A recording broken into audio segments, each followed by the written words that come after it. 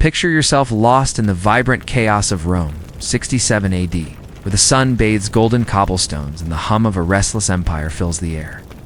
You weave through crowded markets, past towering statues of gods and conquerors, when suddenly, the throng parts and a sight freezes the breath in your chest. Emperor Nero strides forth, his imperial cloak a blaze of crimson, his laughter echoing like a god's. Beside him glides a vision of beauty, a woman, young and radiant, her silken gown shimmering, her jewels flashing like captured stars. As you stare, a hushed murmur snakes through the crowd, a secret so vile it claws at your heart.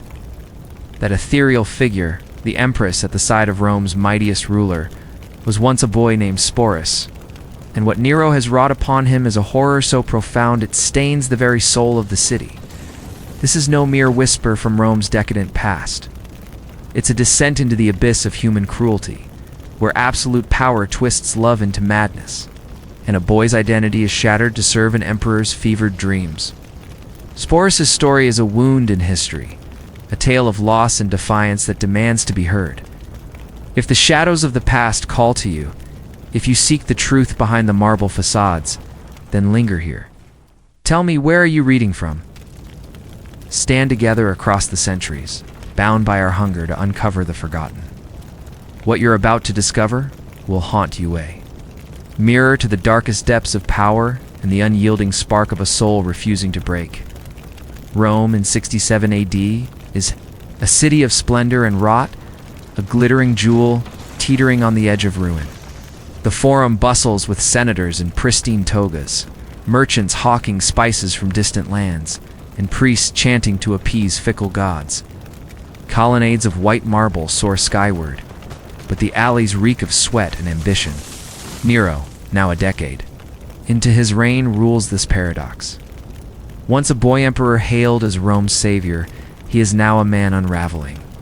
His early years dazzled, the empired axes slashed, circuses filled with roaring crowds, and his own voice ringing out in poetic recitals. But power is a venom, and it has seeped into his bones. By 67 AD, Nero is a shadow of that promise, his eyes darting with paranoia, his court a nest of flattery and fear. Rebellions brew in the provinces, and the Senate whispers of betrayal, yet Nero seems to float above it all, lost in a world only he can see. At the heart of this tale is Sporus, a name that might have faded into obscurity were it not for the nightmare that claimed him. Barely 15, he is a freed slave raised within the imperial palace's labyrinthine halls. His life is one of quiet routine, polishing bronze lamps, copying scrolls, dreaming perhaps of a modest future as a clerk or steward. His world is small, bounded by the clink of coins and the soft tread of sandals on mosaic floors. But Sporus has a fatal gift, a face that echoes in others, a face that will draw the gaze of a mad emperor and plunge him into darkness. He is no hero, no rebel. It's just a boy whose ordinary hopes are about to be crushed under the weight of Nero's obsession. That obsession begins with Poppaea Sabina, the woman who was Nero's sun and storm. Poppaea was no ordinary empress. Her beauty could silence a room, her wit could sway a council, and her ambition matched Nero's own. She was his partner, his muse, the one person who could challenge his divine ego and still hold his heart. But their love, fierce and consuming, was a flame that burned too brightly. Her death, caused by Nero's own hand in a moment of blind rage, is the fracture that sets this tragedy in motion. It is a wound that festers, driving Nero to defy death itself, to seek a way to bring her back, no matter the cost.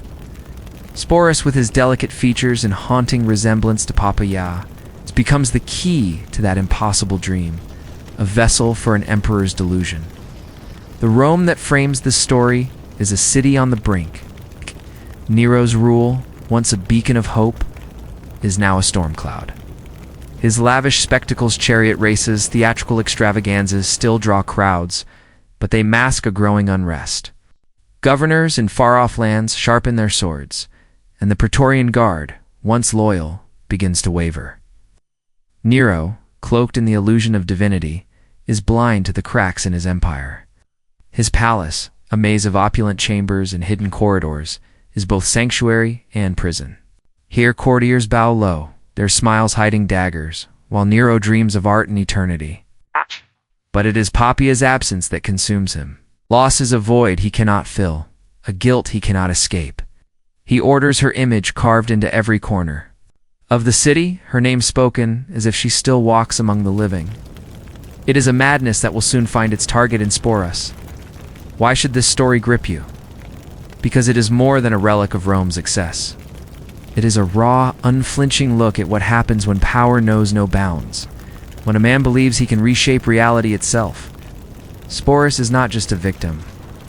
He is a mirror to our own fears of losing who we are, of being remade against our will.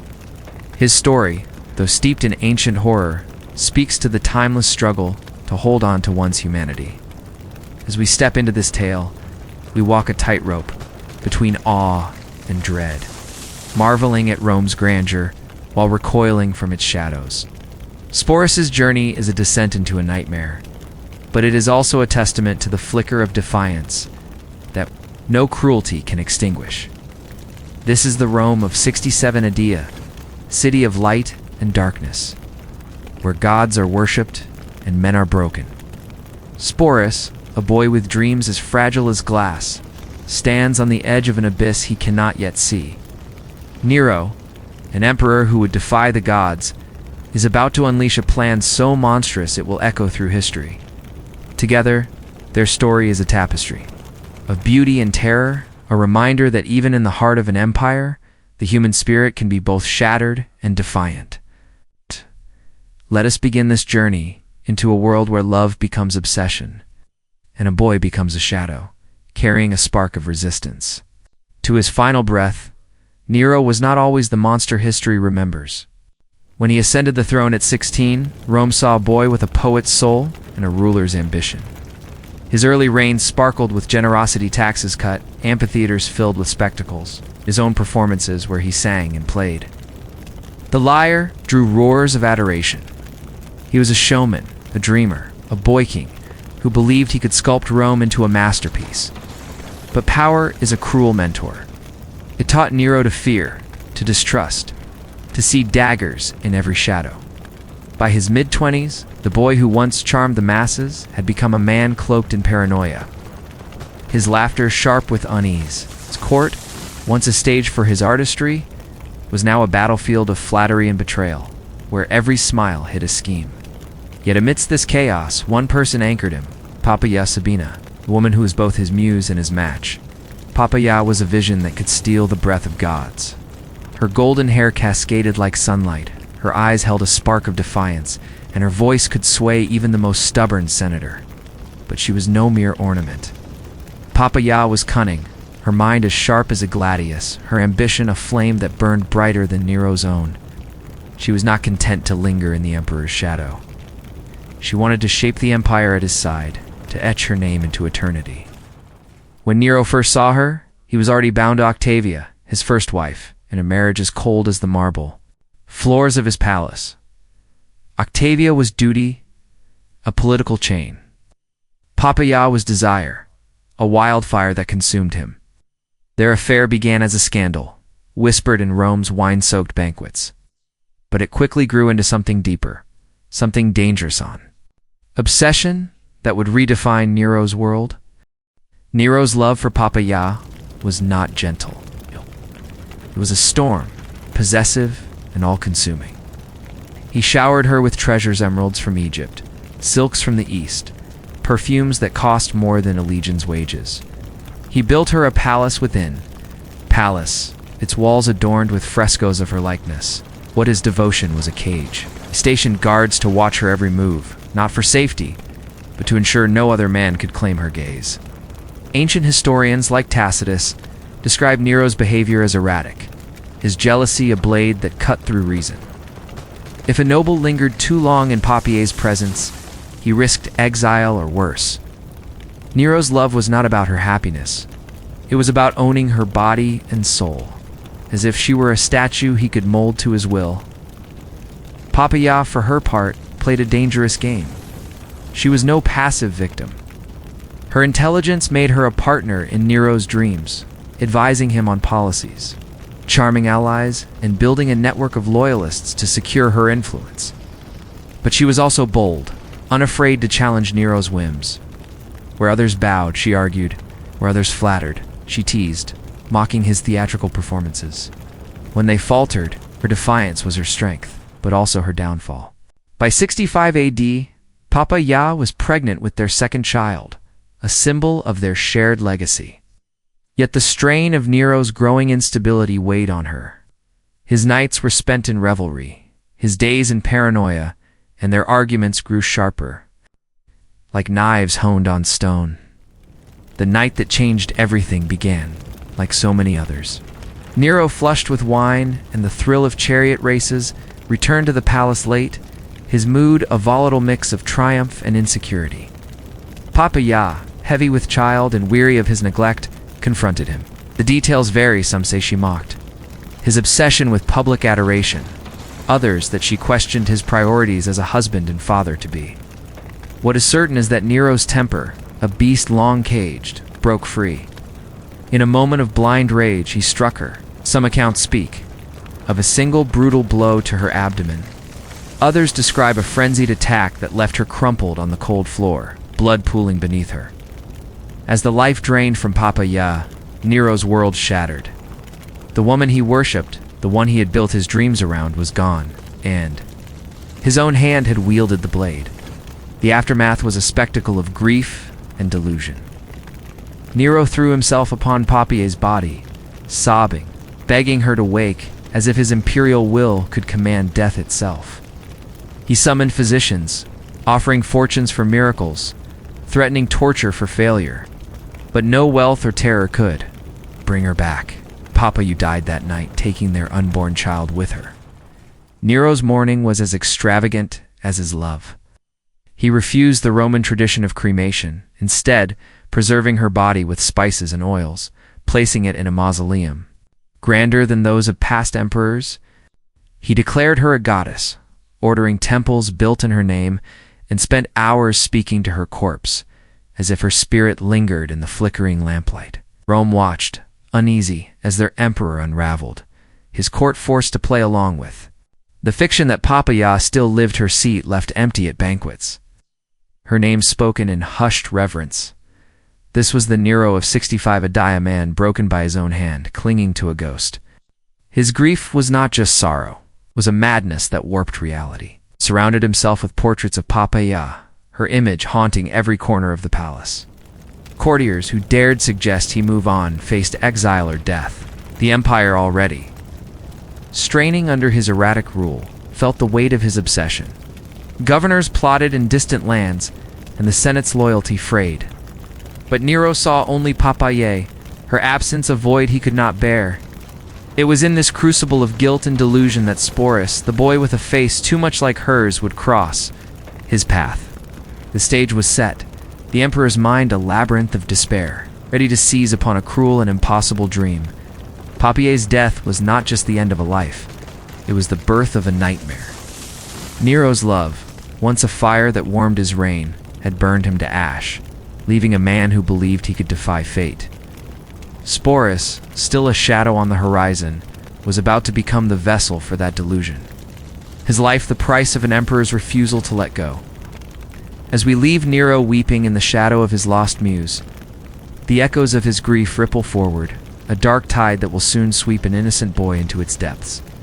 The Rome we glimpsed in the Forum, with its whispers of horror, waits to reveal the next act, a tale of transformation and torment, where a boy's dreams will be crushed to resurrect a ghost. The echo of Papia's death still reverberates through the marbled halls of Nero's palace, a wound that has twisted the emperor's heart into a labyrinth of grief and delusion. Rome, with its glittering facades and restless undercurrents, holds its breath as Nero's madness festers, casting a shadow that will soon engulf an unsuspecting soul. We left the emperor weeping for his lost muse, his mind a storm of guilt and impossible dreams. Now, the stage shifts to Sporus, a boy whose quiet existence is about to be shattered by a gaze that sees not him, but a ghost. The whispers in the Forum, those chilling hints of a boy transformed, grow louder. This is where the nightmare begins, where a teenager's dreams are snuffed out A cruel vision takes root, a vision that will remake Sporus in the image of a dead empress. Sporus is no hero of legend, no name destined for Rome's annals. He's a boy of 15, a freed slave who has known little beyond the palace's polished corridors.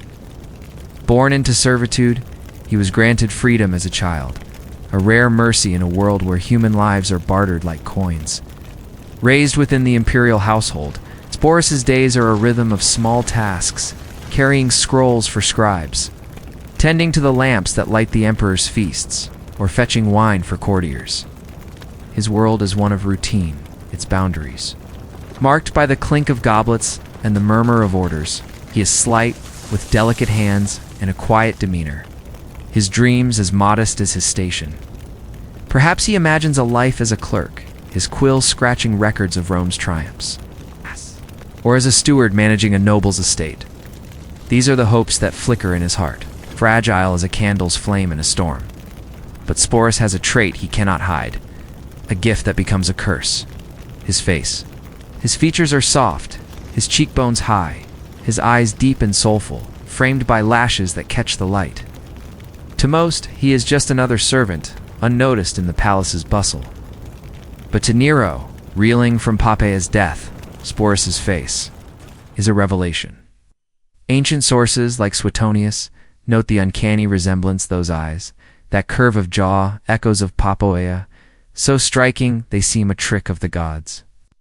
One day, perhaps in a corridor lit by flickering torches, Nero's gaze falls upon Sporus. The emperor freezes, his breath catching as if time itself has paused. He sees not a boy, but a specter of his lost love, a chance to undo the unforgivable. In that moment, Sporus's fate is sealed, his dreams reduced to ash before he even knows the fire is coming. Nero's mind, already fractured, seizes this resemblance with a fervor that borders on divine. He does not see Sporus as a person with hopes and fears, but as a vessel, a canvas to paint his grief upon. The emperor's delusion is not a whim.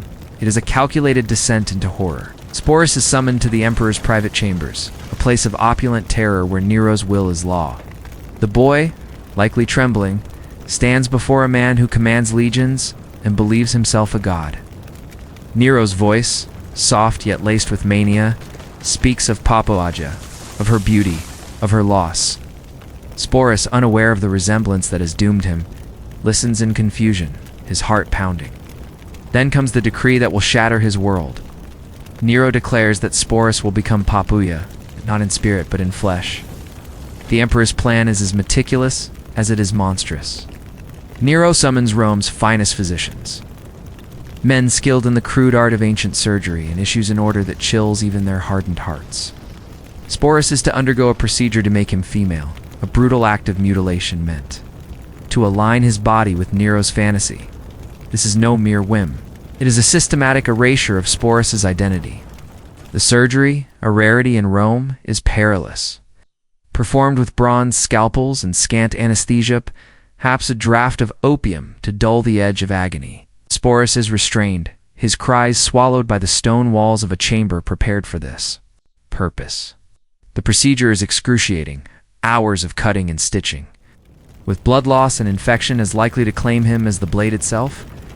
If he survives, he will never be whole again, not in body, not in the eyes of Roman society, where such an act marks him as neither man nor woman, something other, something broken.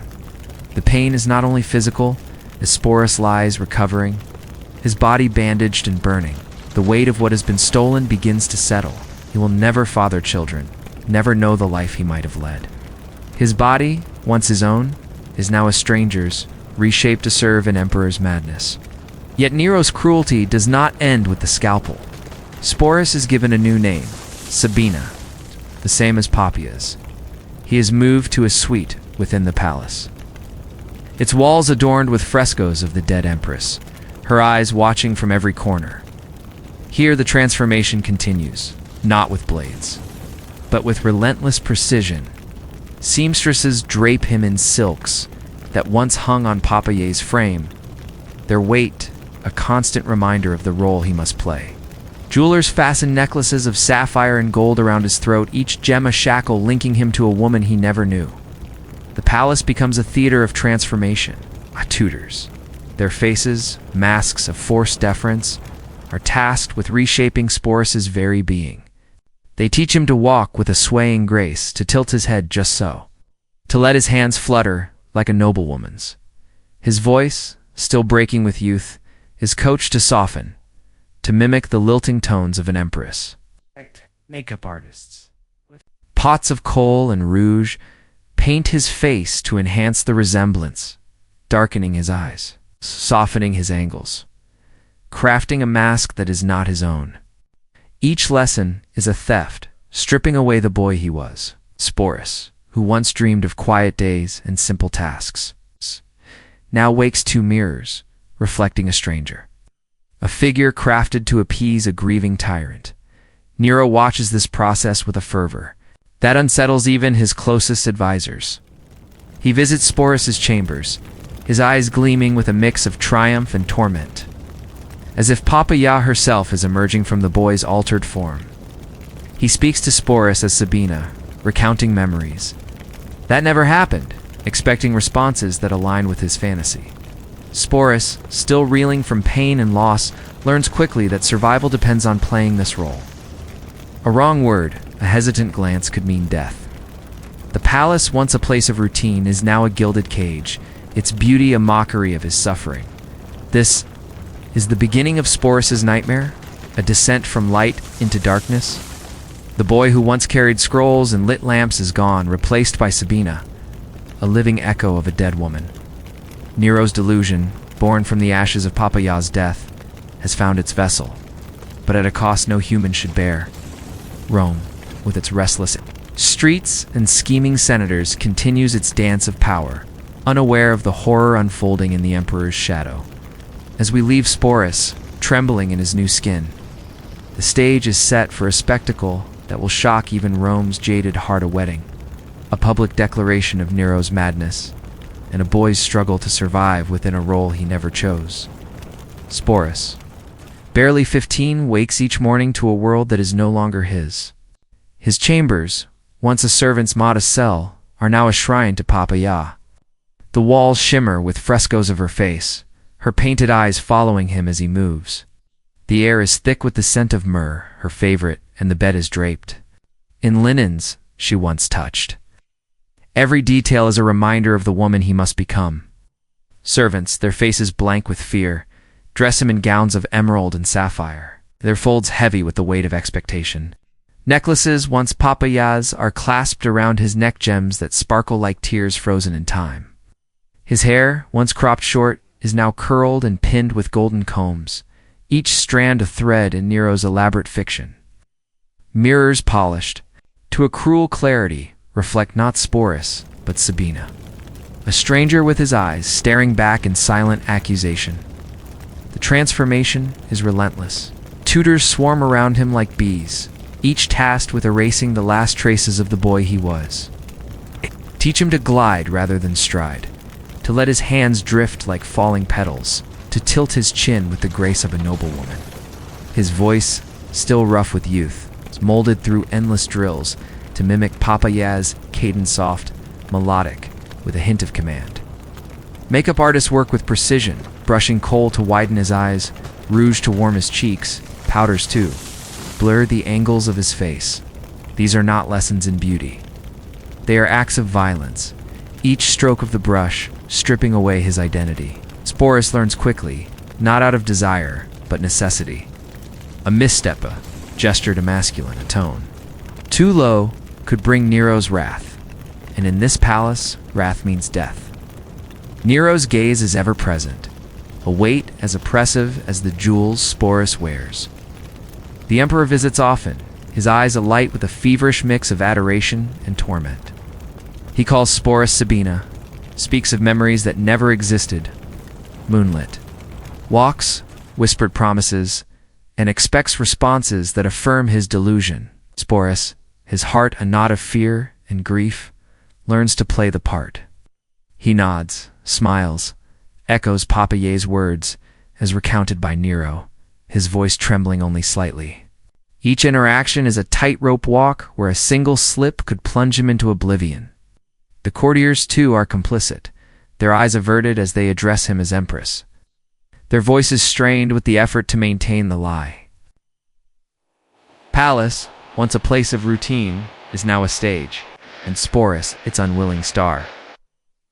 The culmination of Nero's fantasy comes in the spring of 67 AD, with a wedding that will etch this horror into Rome's memory. Nero declares that Sabina, his reborn Papaya, will be his bride in a ceremony to rival the gods. The preparations consume the empire's wealth flowers shipped from Persia. Lamps crafted from Syrian glass, wines from Gaul that cost a senator's fortune. The grandest hall in the palace is transformed, its columns wreathed in roses, its floors strewn with petals that crush underfoot like broken dreams. Musicians play hymns to Venus, their notes a haunting backdrop to the farce, Sporus adorned. In a gown of white silk embroidered with gold, is led to the altar, his face painted to perfection, his heart a storm of dread. The guest senators, generals, priests play their roles with practiced ease, offering gifts and congratulations, their smiles masks for their unease. To the uninformed, it is a wedding of imperial splendor. To those who know, it is a grotesque theater. A boy surgically altered and paraded as a bride. The ceremony follows Roman tradition to the letter vows exchanged. Hands joined, sacred bread shared, documents signed to make the union legal.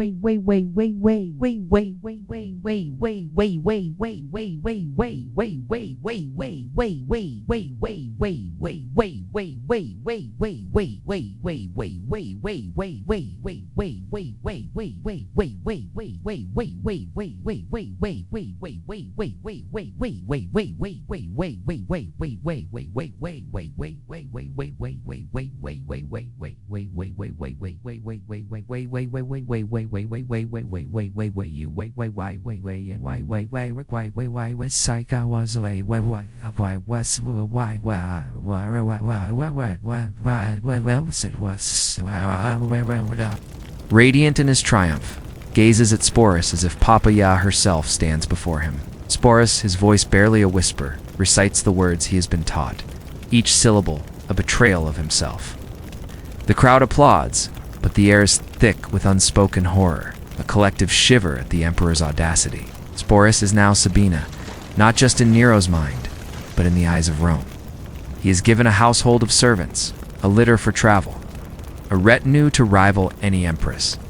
But these are not privileges, they're chains, binding him to a role that suffocates his soul. Life as Sabina is a performance without end. Sporus accompanies Nero to banquets, his place at the emperor's side, a constant reminder of his captivity. He sits through endless feasts, his every gesture watched, his every word measured. Nero, lost in his delusion, recounts tales of their shared past, and Sporus must respond as if he remembers, his mind racing to invent replies that satisfy.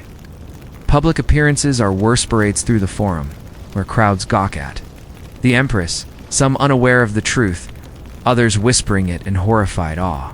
Sporus learns to mask his pain, his face a serene facade, but inside he is unraveling. Each mirror, each gown, each call of Sabina is a reminder that Sporus is gone. Buried beneath layers of paint and pretense, the nightmare reaches new heights when Nero embarks on a tour of Greece in 68 AD. It's eager to perform in its festivals and bask in adulation. Sporus, as Sabina, is dragged along, displayed to foreign dignitaries as Rome's empress. Greek nobles, puzzled yet diplomatic, bow to the boy in silks, their confusion a mirror to Sporus's own. The charade is absurd, yet Nero's conviction is unshakable, his pride in his creation a twisted parody of love. Sporus, surrounded by strangers who see only Sabina, feels the walls of his cage closing tighter. The Greece tour, meant to glorify Nero, instead exposes the cracks in his reign rebellion's flair, governor's defect. By 68 AD, Nero's empire crumbles. The Praetorian Guard turns against him. The Senate brands him a traitor, and he flees Rome with a handful of loyalists, Sporus among them. Even in exile, Nero cannot release his empress, his need for Sabina a lifeline in his despair. Hide in a villa outside Rome, the once mighty emperor reduced to rants and theatrical suicide plans. When enemies close in, Nero chooses death, leaving Sporus vulnerable, a prize and a liability. The boy, still dressed as Sabina, is claimed by new powers, first Nymphidius Sabinus, then Otho, each treating him as Papayo's shadow, a trophy of Nero's reign. The nightmare does not end with Nero's fall, shifts, growing darker as Sporus is passed like a relic, its identity further erased. Sporus's life as Sabina is a paradox, lavish, yet torturous, visible, yet invisible. He is Rome's empress, yet a prisoner. A figure of beauty, yet a vessel of pain. The palace, with its golden light and perfumed air, is a cage that holds not just his body, but his soul. As we leave him, caught in the grip of new masters, the specter of a final humiliation looms, a public spectacle that will test the last fragments of his spirit. Rome, now a cauldron of chaos, watches as this boy, remade and unmade, faces a choice that will define his legacy. The gilded cage that holds Sporus, now Sabina, gleams with a cruel light as Rome spirals into chaos. The empire we first glimpsed in the bustling forum, where whispers of a boy's transformation chilled the air, is crumbling under the weight of rebellion and betrayal.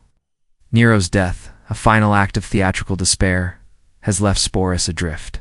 No longer the emperor's empress, but a relic of his madness, passed from one ambitious hand to another.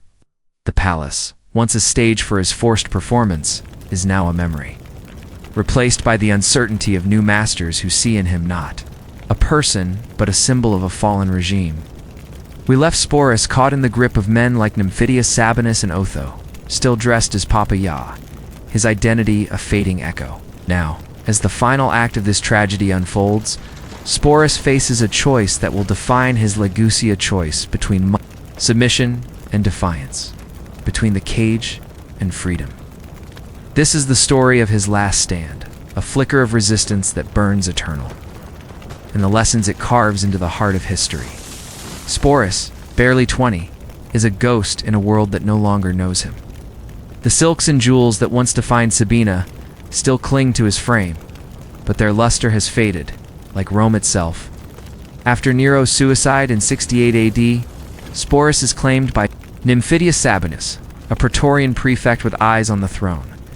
Sabinus, eager to cloak himself in Nero's legacy, keeps Sporus as Sabina, parading him at banquets as a living trophy. The charade is familiar. Sporus must smile, speak softly, embody Papia's grace. But the stakes are higher now. Sabinus is no Nero, his power fragile, his temper volatile. Sporus, ever the survivor, adapts, his responses honed to perfection. But each performance chips away at the boy he once was. When Sabinus falls, betrayed by his own guards, Sporus is seized by Otho, another claimant to Rome's bloodied crown. Otho, too, maintains the fiction, dressing Sporus in Papia's gowns, as if her ghost can lend him legitimacy. The cycle of exploitation continues, each new master tightening the chains Nero forged. By early 69 AD, Rome is a battlefield, its streets scarred by civil war. Otho's brief reign ends in defeat, and Sporus falls into the hands of Vitellius, a general whose appetite for power is matched only by his cruelty. Vitellius, crowned emperor amid chaos, sees in Sporus not just a symbol, but a tool for spectacle. Rome's new ruler thrives on excess feasts that bankrupt the treasury, games that drench the arena in blood. To him, Sporus is no longer Sabina, but a curiosity, a relic to be exploited for the mob's amusement. Vitellius devises a plan that marks the nadir of Sporus's ordeal, a public performance in the Colosseum, still under construction, but already a stage for Rome's darkest impulses. Sporus is to star in a reenactment of a mythological tale, a scene of violence and humiliation, where he will be debased before thousands, is suffering a twisted entertainment for a city drunk on its own decay. The details of the planned spectacle are shrouded in rumor, but ancient sources like Dio Cassius suggest a scene of grotesque theatricality, perhaps a reenactment of the rape of Persephone. Sporus cast as the violated goddess. The Colosseum's sand would be his stage, its roaring crowd his judge. For Sporus, this is no mere performance. It is the ultimate violation, a public stripping of the last fragments of his dignity. He has endured years of transformation, of living as another, of burying his own name beneath layers of silk and lies. But this being reduced to a plaything for Rome's amusement is a line he cannot cross. In the quiet of his chambers, surrounded by the trappings of Sabina, Sporus confronts the weight of his existence. The boy who once dreamed of a scribe's quill, who carried lamps through palace halls, is a distant memory, but a spark of that boy remains, defiant, unyielding. Sometime in 69 AD, Sporus makes his final choice. Alone, perhaps in a room still scented with Papaya's myrrh, he procures a vial of poison, a common escape in a city where death is often kinder than life. The act is deliberate, a rejection of Vitellius's spectacle, a refusal to let his body and soul be further desecrated. As the poison courses through him, Sporus reclaims the one thing Nero and his successors could not steal: his agency. He dies, likely in silence, his body crumpling like a discarded gown, but his spirit, in that moment, is free. At no more than 20 years old, Sporus ends his journey not as Sabina, not as Papaya's shadow, but as himself, a boy, who in his final breath defied the empire that sought to erase him. Sporus's death is both tragedy and triumph. It is a tragedy because it marks the end of a life that could have been so much more, a life of quiet joys, of simple dreams, snuffed out by the whims of power. But it is a triumph because it is his choice, the first and last he has made in years. In a world that remade him, renamed him, and passed him like a trinket, Sporus's suicide is a rebellion. A declaration that he is more than the role forced upon him. The Colosseum, with its jeering crowds, will not have him. Rome, with its insatiable hunger for spectacle, will not claim his final moment. In death, Sporus reclaims Sporus, a flicker of light that no darkness could extinguish. What does this story leave us 2,000 years later? Sporus's tale is a mirror held up to the darkest corners of human nature, where power distorts love. Into possession, grief, into monstrosity. Nero's obsession, born from the loss we traced in Papaya's death, reveals the peril of unchecked authority, a force that can reshape not just empires but souls. Sporus, caught in that force, was stripped of his body, his name, his future. Yet his final act reminds us that even in the deepest despair, the human spirit can resist. His story is a warning. When power knows no bounds, it turns people into objects, their identities mere clay for others to mold. But it is also a testament to resilience, to the quiet strength that can say no more. Even at the cost of everything, Rome, in its splendor and decay, has long since fallen, its marble, temples reduced to ruins. But the questions Sporus's life poses endure. What is the cost of power that sees others as tools? How do we preserve our essence when the world demands we become something else? And what does it mean to choose to act when all else is lost? Sporus, a boy forgotten by many, deserves to be remembered, not as Sabina, not as Nero's creation, but as a soul who faced unimaginable cruelty and in his final moment stood tall. His story, whispered in the Forum, carved in the shadows of history, is a call to honor the unseen, to cherish the spark of defiance that burns in every human heart. As we step back from this tale, the Rome of 67 AD fades, its streets and palaces dissolving into time. Sporus's journey, from a boy with dreams to a symbol of resistance, leaves us with a legacy that transcends centuries. His defiance, though costly, is a beacon, reminding us that even in the darkest cages, the soul can find a way to shine. The whispers of his story, once confined to Rome's crowded streets, now echo in our own time, urging us to see the humanity in those the powerful would erase and to hold fast to the light within ourselves.